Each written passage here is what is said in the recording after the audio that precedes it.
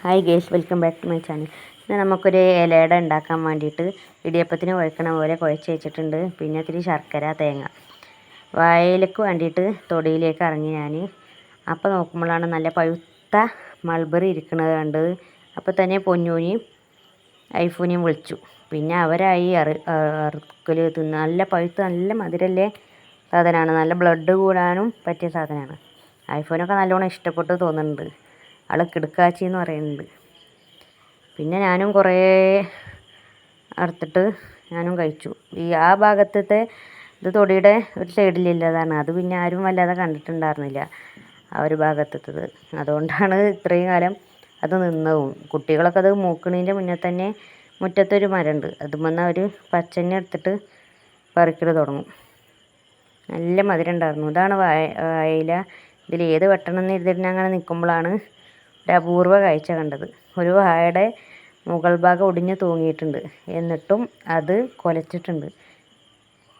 ഇതെങ്ങനെ അങ്ങനെ വന്നു എന്നില്ലേക്ക് അറിയില്ല. അപ്പോൾ ഇങ്ങനെ വാവച്ചി വന്നിട്ട് എൻ്റെ മൾബർ തോട്ടത്തിൽ ആരാ കയറിയെന്ന് പറഞ്ഞിട്ട് വാവച്ചി ഒന്ന് പ്രശ്നം ഉണ്ടാക്കുന്നുണ്ട്. അങ്ങനെ വാഴൻ്റെ ഇല വെട്ടിക്കൊടുന്ന് ഇത്ര ചെറിയ കഷ്ണങ്ങളാക്കിയിട്ട് മാവ് എടുത്തിട്ട് അതിൽ വെച്ചിട്ട് പരത്തി. ആദ്യം വെളിച്ചെണ്ണ ഉപയോഗിച്ച്, അതുകൊണ്ടത് പാളി ഒട്ടി പിടിക്കുന്നുണ്ട്.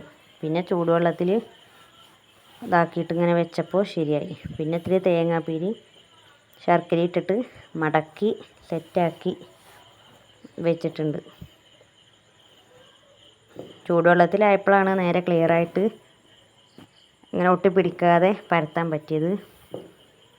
അതിലും ഇങ്ങനെ തേങ്ങ വെച്ചിട്ട് പിന്നെ ശർക്കര ഇട്ടിട്ട് സെറ്റാക്കി. ആവിയിൽ വെച്ച് വേവിക്കല്ല ചെയ്തത്, ചട്ടിയിലിട്ടിട്ട് വേവിക്കുക ചെയ്തത്. പഴയ നോൺ സ്റ്റിക്കിൻ്റെ ഒരു ചട്ടി ഉണ്ടായിരുന്നു, അതെടുത്തിട്ട് അതിൻ്റെ നോൺ സ്റ്റിക്കിൻ്റെ അതൊക്കെ പോയപ്പോൾ ഞങ്ങൾ അതെടുത്തിട്ട് പത്തിരി, ചപ്പാത്തി അങ്ങനത്തെ ഒക്കെ ചുട്ടിട്ട് അതിന് ചൂടാൻ വേണ്ടിയിട്ടാണ് ഈ ചട്ടി ഉപയോഗിച്ചിരിക്കുന്നത്.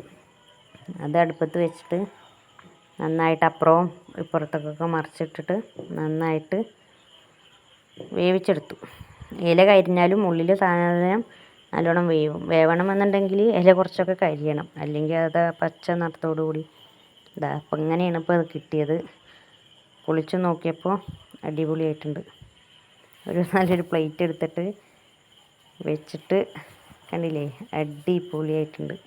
ആ ശർക്കരയൊക്കെ ഇങ്ങോട്ട് പുറത്തേക്ക് വന്നിട്ട് നല്ല മധുരവും ആ തേങ്ങയുടെ ഇതൊക്കെ ആകുമ്പോൾ നല്ല ടേസ്റ്റ് വന്നിട്ടുണ്ട്. ഫസ്റ്റ് ഐഫോണാണ് ടേസ്റ്റ് ചെയ്തത്, ആൾക്ക് നല്ലോണം ഇഷ്ടപ്പെട്ടു. അപ്പോൾ ഓക്കെ, നെക്സ്റ്റ് വീഡിയോയിൽ കാണാൻ ബൈ.